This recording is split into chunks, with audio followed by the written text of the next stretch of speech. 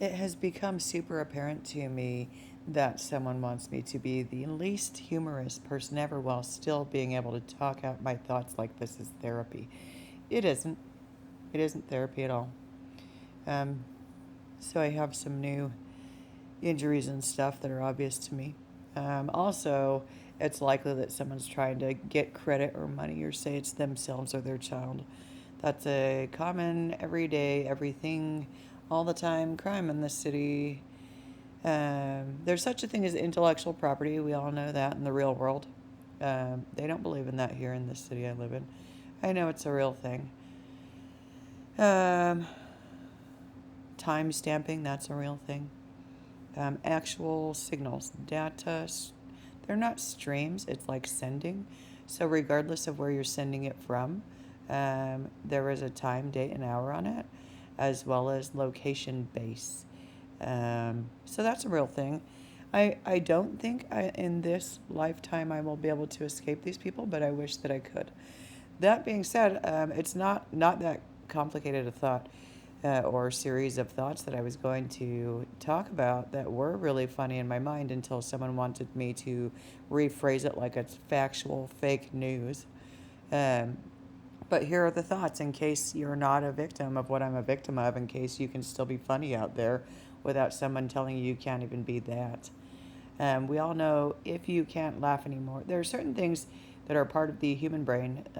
If they are not functioning, you are dead, have not been recovered, revived, or several other things.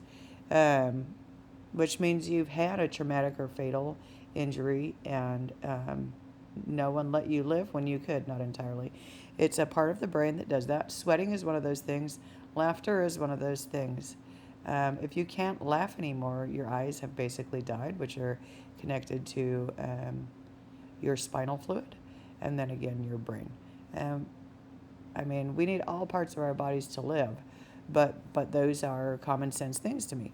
So anyway, I'm sitting here thinking about my food, and people screw with my food a lot. There's always the jokes of like spit in a cop's burger, and like do this and that.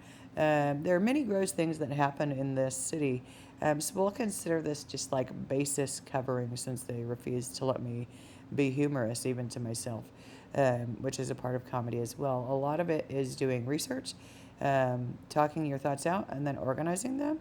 Many times for a human being, even when they are injured, even when there are short videos like this, if you go back and watch them again in the parts that seem scatterbrained, and then you clarify or touch back again on the thoughts that someone's like still doesn't make sense, broken thoughts, blah, blah, blah. I accept that I'm handicapped, so it's fine for me to feel that way. It's a little embarrassing, and again, I choose not to have a lot of friends in person for that reason. I just don't want to. It's not the same as it would have been before. But anyway, so you need those parts of your body to live.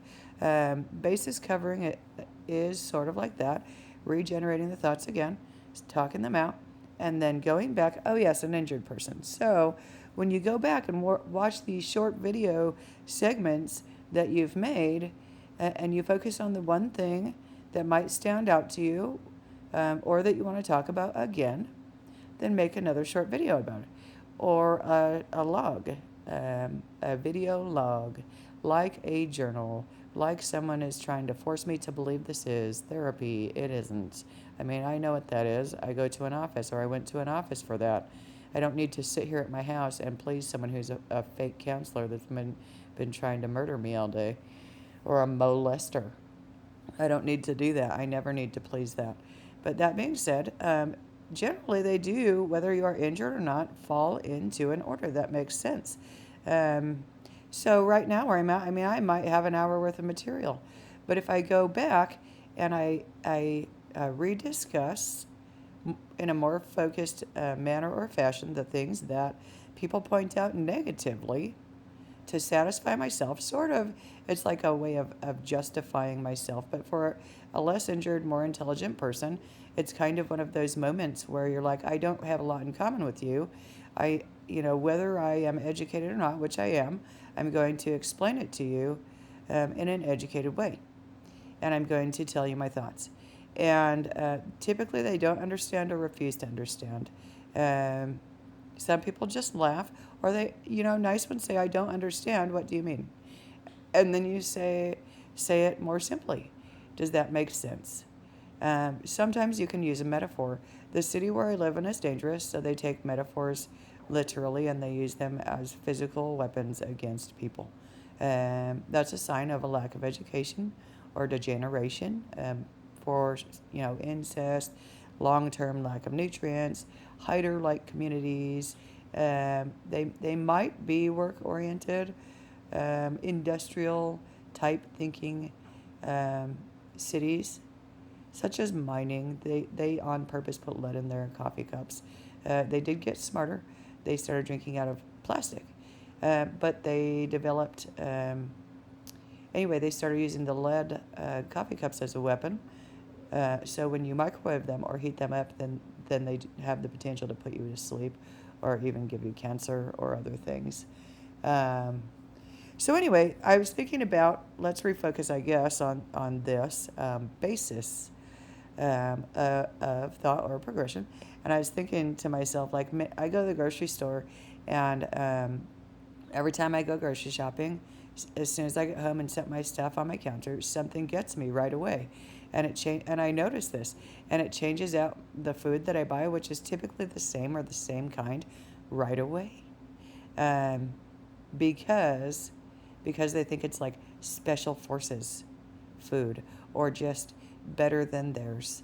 And so anyway, um, it's not special forces. I do sometimes shop at Walmart. I sometimes shop at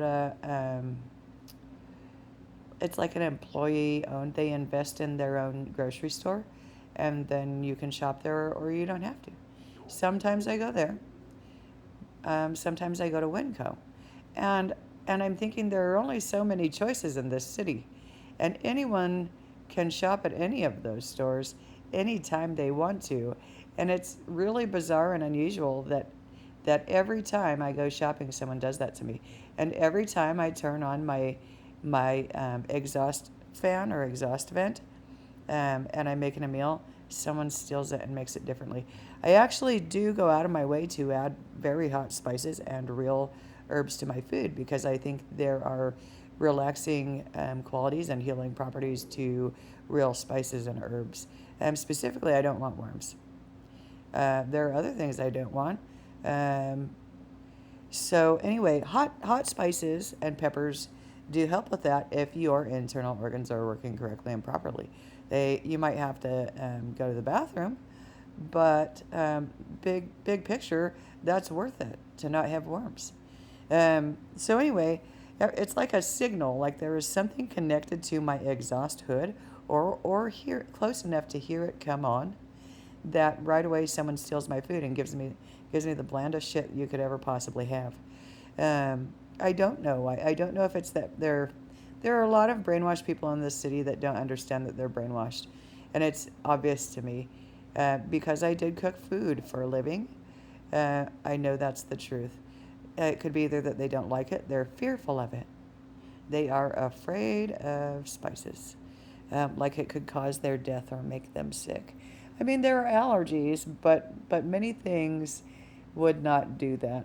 It's sort of like the people who don't eat vegetables. So you have to like make them a puree and mix it into things to get them to eat vegetables. It's really annoying.